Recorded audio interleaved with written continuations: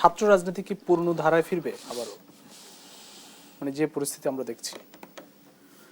আমি এটা মানে এটা তো আপনারা কি দায়িত্বশীল আচরণ করবেন কিনা ছাত্র শিবিরের পক্ষ? আমি আমার কমেন্টটা করতে পারি যে আমরা তো সেটা চাই না। আমরা তো চেয়েছিলাম 5ই আগস্টের পর একটা গুণগত পরিবর্তন হবে ছাত্র রাজনীতির, এবং আমরা এটা প্রমাণও রেখেছিলাম।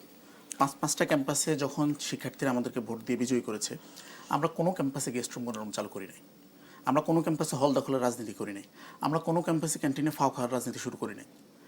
মানে বাংলাদেশে এই যে গেস্ট রুম গণরুম, তারপর হচ্ছে হল দখল, এই ব্যাপারগুলো 1991 নির্বাচনে বিএনপি ক্ষমতা আসার পর ছাত্রদল শুরু করেছিল।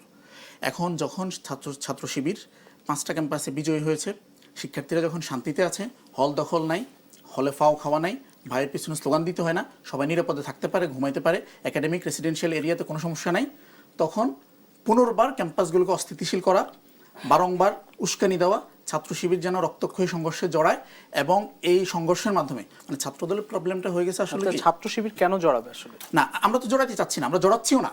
দেখেন আজকে তাহলে এই সংঘাতটা কার সাথে? আমরা যদি জড়াতাম, প্রত্যেকটা ক্যাম্পাসে আমাদের যে পরিমাণ জনশক্তি সহ আমাদের লোকজন আছে, আমরা যদি জড়াতাম, ছাত্রদল কোনো ক্যাম্পাসে হামলা করে পার পেয়ে যেতে পারত না। কমিটি দেন 5 সদস্যের এত জনশক্তি দেখেন, যে প্রকাশ করতে পারেন না। আমরা যদি মানে কোনো ক্যাম্পাসে মনে করেন আমরা দখল করতে চাইতাম, প্রত্যেকটা ক্যাম্পাস দখল করার শক্তি সামর্থ্য আমাদের ছিল, কিন্তু কোনো ক্যাম্পাস 5ই আগস্টের পর আজ পর্যন্ত আমরা দখল করি। এই ধরনের কথা আসবে কেন? আপনি একটা ছাত্র নেতা, আপনি একটা ছাত্র সংগঠন, আপনি কেন দখল করতে যাবেন? ছাত্রদল এটা আসতেছে এই কারণেই যে ছাত্রদল মূলত কর্মী সংকটে ভুগতেছে।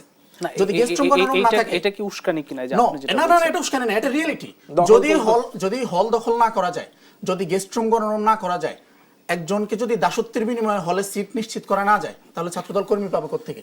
ছাত্রদল কোন ফর্মুলায় কর্মী তুলতে হয়? এই ধরনের কথা বলে আমি নিজে হলে ফর্মুলা ছিলাম, এই ধরনের কথা বলে ঢাকা বিশ্ববিদ্যালয়ের শিক্ষার্থী দেখেন, এখন ছাত্রদল ঢাকা বিশ্ববিদ্যালয় সহ পাবলিক ইউনিভার্সিটিগুলোতে কর্মী সংকটে ভোগার কারণে ইচ্ছাকৃতভাবে এই পরিকল্পিত আমাদের ঢাকা বিশ্ববিদ্যালয় 250 সদস্যের কমিটি, আপনাদের ঢাকা বিশ্ববিদ্যালয় ছাত্র শিবিরের 7 সদস্যের কমিটি।